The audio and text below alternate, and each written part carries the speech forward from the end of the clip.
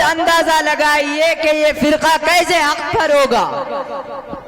اس کے بعد ایک اور خطرناک فتنہ پھیل رہا ہے جو گوہر شاہی کے نام سے ہے۔ اس کی بنیاد رکھنے والا ریاض گوہر شاہی نامی آدمی ہے۔ یہ شخص کا دعویٰ ہے کہ یہ مسیح موعود ہے اور یہ بھی دعویٰ کرتا ہے کہ یہ خداؤں کا خدا ہے۔ اسی طرح اس شخص نے پیغمبروں کی شان میں بہت زیادہ گستاخی کی۔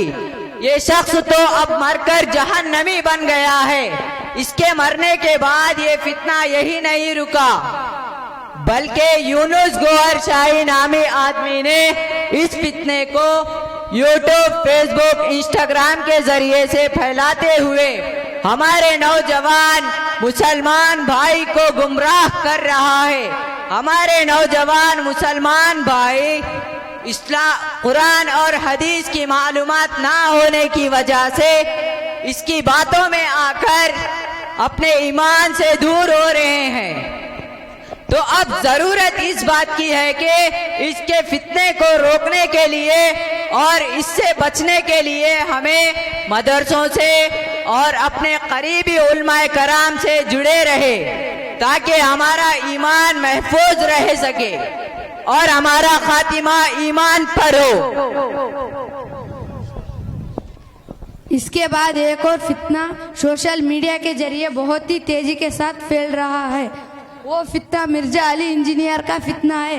یہ شخص سوشل میڈیا پر بیٹھ کر قرآن اور حدیث کی من گھڑت اور بہت غلط تفسیر کرتا ہے اور یہ بدبخت انسان صحابہ اکرام رضی اللہ عنہ کے شان میں گالیاں بکتا ہے۔ اتنا ہی نہیں، دین اسلام کے بڑے بڑے علماء اکرام اور ائمہ اربعہ کے شان میں گفتاخیاں کرتا ہے۔ ہر مسئلے کا ادبیر علماء کو برا بلا کہتا ہے اور مرزا علی انجینئر کے نزدیک حدیث کا خط ہے اور یہ منکر کافر نہیں ہے۔ اس نے کسی مدرسہ میں نہیں پڑھا ہے، اس کی پوری تعلیم اسکول اور کالج سے ہی ہے۔ مذہب اسلام کی صحیح معلومات اردو اور انگریزی کے کتابوں سے حاصل شدہ ہے۔ یہ کالی برتن ہے جو بہت زیادہ بز رہا ہے۔ اس فتنے سے بھی اپنا ایمان بچانا بہت ہی ضروری ہے۔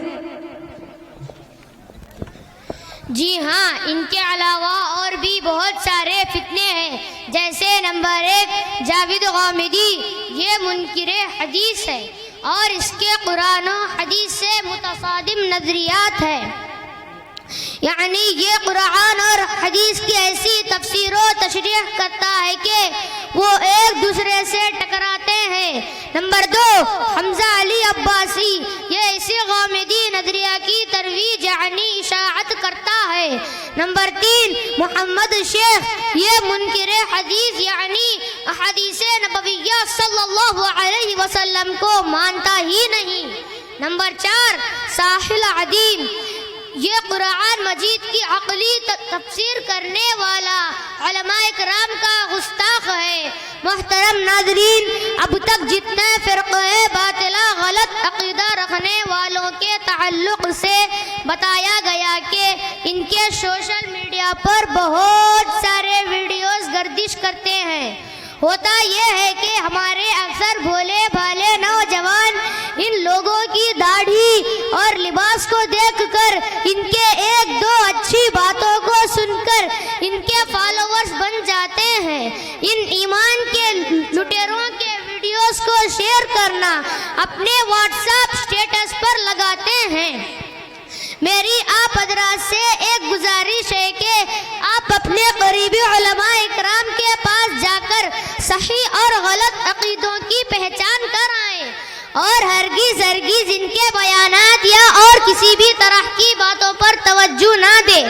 آپ یہ سوچ رہے ہوں گے کہ ان کی اچھی باتوں کو کیوں نہ سنی جائے۔ میں آپ کو ایک مثال دیتا ہوں جس سے میری بات اور بھی واضح ہو جائے گی۔ ایک آدمی شراب کا عادی ہے، وہ روزانہ شراب پیتا ہے اور اس کے پاس شراب پینے کے لیے ایک خاص گلاس ہے.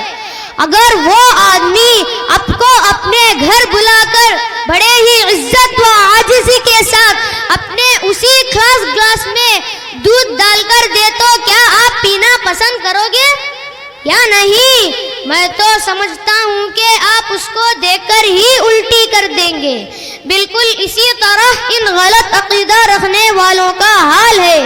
اگر ان کی بات کتنی بھی اچھی کیوں نہ ہو، وہ نکل تو انہی گندے عقیدے والے دل، دماغ اور منہ سے، جو کہ اس شرابی آدمی کے گلاس سے بھی کئی گنا زیادہ گندے ہیں.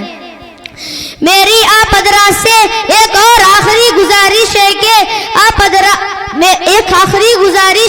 آپ حضرات اپنا تعلق علماء کرام اور مفتیان عظام سے ہمیشہ قائم رکھیں اور ہر مسئلے کو صرف اور صرف علماء کرام مفتیان عظام سے ہی حل کرائیں. ہر ایرے گہرے لوگوں سے نہ معلوم کریں. جی ہاں مولانا صاحب، آج سے ہم سب یہ ارادہ کرتے ہیں کہ ان فتنوں سے ہم اپنے ایمان کو محفوظ رکھیں گے اور ہر مسئلے کو علماء اکرام کے پاس معلوم کریں گے انشاءاللہ. السلام علیکم ورحمۃ اللہ وبرکاتہ.